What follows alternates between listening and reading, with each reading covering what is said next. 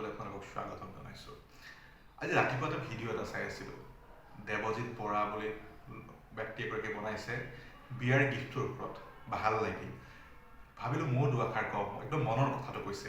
এই আমাৰ বিয়াত যে গিফ্টৰ ছেটবিলাক, বাতিৰ ছেটবিলাক উঠে, কেনেকুৱা লাগে নহয়নে? এইবিলাক না পেলাব পাৰি, না বেচিব পাৰি, ব্যৱহাৰ কৰিব নোৱাৰি, আৰু জাষ্ট আপোনাৰ ঘৰৰ এটা কোণত মানে জমা হৈ গৈ এটা বহুতখিনি জমা হৈ গৈ থাকে।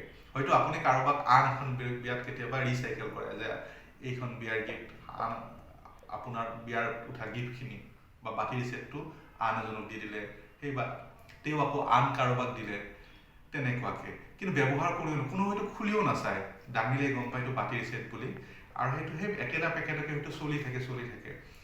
কিন্তু মই এইখিনিতে এটা কথা ক'ব খোজোঁ, আপুনি বিয়া এখন খাবলৈ গৈছে, হয় আপুনি হয়তো বহুত দামী গিফ্ট দিব, অকণমান দিগদাৰ, আৰ্থিকভাৱে অকণমান দিগদাৰ, কিন্তু আপোনাৰ বাজেট হয়তো 50 টকা হ'ব পাৰে, 100 টকা হ'ব পাৰে, 10 টকা হ'ব পাৰে।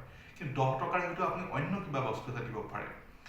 আমি কিতাপ এটা সময়ত দিছিলে, কিতাপৰ কথা নকলোৱে বাৰু, বা ব্যৱহাৰৰ কথা অন্য ব্যৱহাৰযোগ্য বস্তুৰ কথা নকলোৱে বাৰু। কিন্তু 10 টকাটো আপুনি গিফ্ট দিব পৰা বহুত বস্তুৱে হয়তো পাই যাব, যিটো তেওঁলোকৰ প্ৰয়োজনত আহিব, কামত আহিব। গতিকে অকল গিফ্ট দিয়াৰ কাৰণে গিফ্ট এটা কিবা এটা বাতিৰ ছেট এটা দিলে, বা কেতিয়াবা মই দেখিছোঁ কাপোৰ কিছুমান দিয়া যায়, যিবিলাক কাপোৰ হয়তো দাগ বান্ধি গৈছে, আপুনি ভাঁজ খোলাই নাই, কাৰণ সেইখন আপোনাক হয়তো কোনোবা এক্স বা কোনোবা অইন আপোনাৰ মামাৰ হাতে দিছিলে, সেই মামাহঁতক আকৌ কোনোবা তেওঁলোকৰ পেহীয়েকে দিছিলে, তো সেইখন গিফ্ট চলি আছে, কেতিয়াবা খুলি দেখিব সেইখন ভাঁজ লাগি গৈছে, দাগ পৰি গৈছে, ব্যৱহাৰযোগ্য নহয়। এয়া অৱশ্যে সকলোৰে ক্ষেত্ৰত নহয়, বহুতেই নিৰ্বাচিত কৰি ভাবি চিন্তি গিফ্টবোৰ দিয়ে। গতিকে মই সেইটো খোজোঁ, উপহাৰ এটা মৰমেৰে দিয়া বস্তু, আৰু সকলোৰে সেইটো আগ্ৰহেৰে বাট চাই থাকে। উপহাৰ এনেকুৱা নহয় যে আপুনি উপহাৰ নিদিলে কোনোবাই আপোনাক বেয়া পাব, কিন্তু দিব লাগিলে বুলিয়ে আপুনি এনে এটা বস্তু নিদিব যিটো হয়তো কোনো কামত নহয়, জাষ্ট এটা গাৰ্বেজ টাইপৰ এটা ক্ৰিয়েশ্যন হয়। গতিকে মই আপোনালোকৰ অনুৰোধ কৰি কি ক'ম, এইটো মই সমাজত দেখি হয়, সেইটো বহুততে হয় চাগে। মই ভাবিছিলোঁ অকল আমাৰ ঠাইবিলাকতে হয়, কিন্তু সেই ভিডিঅ'টো দেখাৰ পিছত গম পালোঁ সেইটো এটা কমন ফবিয়া, হয়তো অসমৰ দৰে বহুত ঠাইত হয়।